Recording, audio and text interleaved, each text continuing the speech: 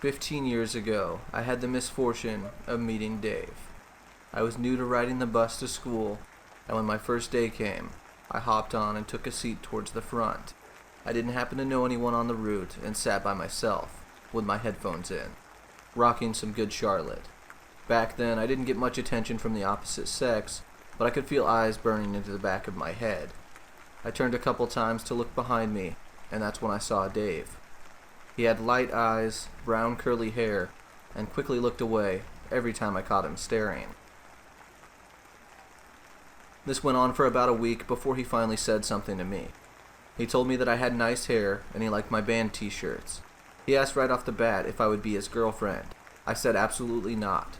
I didn't even know him, and his creepy staring made me so uncomfortable. He brushed past my quick no and told me there was a newly instituted hug toll that needed to be paid before getting on and off of the bus. I stared at him as he blocked the center aisle and gave him a half-hearted, one-armed hug. I know. Why would you hug the guy when you felt like he was a creep? Well, I had pointed him out to a few people in school, and everyone I talked to said he was the nicest person they had ever met, and just a bit of an odd duck. Back then, I was worried about hurting anyone's feelings or being seen as rude, so I went with it. I have brothers on the spectrum. Maybe he was too. Next thing I knew, Dave had joined my photography classes and my after-school programs. I saw him around every corner and in every hallway of the school. He started popping up from behind things to try and hug and tickle me. Meanwhile, everyone just kept going on with the chorus of, "He's a super sweet guy," and "just an odd duck." When I found out he was telling people I was his girlfriend, I knew I needed to put my foot down. It was around this time I became unwilling to pay the hug toll and feed his delusions. That's when things really took a turn. Suddenly, anonymous notes were popping up in my locker. Most of the notes said always and nothing else. Some had longer declarations of love, but the always ones got me the most. The simplicity of the message gave me chills. Always. I knew it had to be Dave. My suspicions were confirmed when pictures of me began showing up along with the notes. The pictures were all taken from a slight distance, and clearly without my knowledge. They were black and white, and developed on the same type of paper that we used in photo class. I knew it had to be Dave. Who else would be doing this? I finally got scared one Saturday afternoon as I was watching TV in my bed. I heard Dave's voice next to my bedroom window. He said he watched me walk home one day to see where I lived and wanted to stop by for a visit. He said he knew I wouldn't let him in, so he figured he'd just stop by my window to talk. How he knew which window was mine was a thought that chilled me even more. The way this was escalating, I knew I needed to get an adult involved. My mom thought I was exaggerating. He was just young and infatuated and hormonal, according to her. She acknowledged the notes and pictures as weird, but nothing other than some serious infatuation. So I went to an instructor at the school I knew I could talk to and laid it all out on the table. Mr. K had also had Dave as a student and noticed some of his quirks and obsessive behavior and didn't doubt my story for a moment. He spoke to Dave's guidance counselor, and they both sat down with Dave, and I assume told him he was making me uncomfortable and to stop. This pissed Dave right off. He stormed up to me in the lobby of the school with a glass rose in his hand and threw it at the wall behind me. It shattered, and he screamed in my face about how I'd broken his heart just like the rose. A few days later, he dropped out of school, and I went 8 years without seeing Dave. 8 years later, I was craving some mac and cheese, as one does, and hit up a popular spot in town to grab some to go. I looked behind the counter, and there's Dave. I had no idea he was working there, and debated leaving for a moment. I decided to stay in line to get my food. High school was so long ago, I hadn't heard from him since that day in the lobby. Surely this guy couldn't have still had this obsession with me.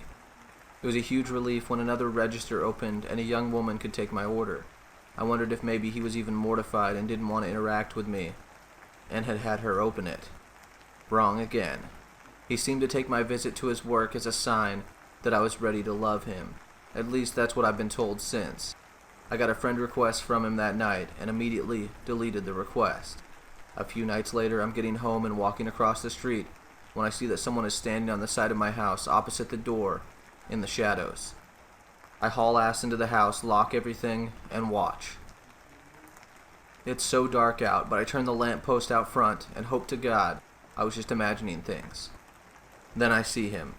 He slinks from the side of the house, trying to stay in the shadows, and runs across the street and towards the house he grew up in.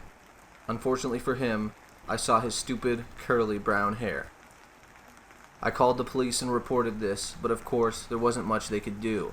There was no proof. He hadn't approached me or tried to get in. It couldn't be proven that it was him. They did agree to keep someone on lookout in the area, and I saw police patrolling more than usual the following nights. Eventually the police patrol died down, and that's when the late night knocking began. I could hear it softly on windows and occasionally on the back door, but never dared to answer or get close enough to look. It wasn't every night, maybe 2 or 3 nights a week. The police never seemed to be close enough in the area when it happened to catch him. A couple weeks after the knocking began, I received an envelope wedged into my screen door. It was full of the creepy candid pictures from high school and another note that said, "Always." I'd had enough and didn't know what to do. I went out to my car to drive everything down to the police. I don't care if I couldn't prove it was him. I just wanted to have some official record of what was happening to me. That's when I saw the word "always" carved into my back bumper. I lost it, breaking down in heavy sobs as I drove to the police station. Again, all they could do was take a report, but I decided on another course of action. In my rage, I took a picture of the police station sign and of the report being filed. I sent them to Dave over Facebook Messenger. I told him to leave me the fuck alone, that the police were involved, and he didn't want to ruin his life this way. He simply responded, "You're right," and disappeared. I've since heard he stalked a widow shortly after her husband had died, pounding at her windows and doors trying to break in, until she screamed out of a top window that she was calling the police. I can only begin to imagine how she felt, trying to grieve her husband and deal with Dave's obsessive ways. You may now find yourself wondering if the mac and cheese was worth it. The answer is no. It was not warm enough and came with a side of stalker. Dave, let's never meet again.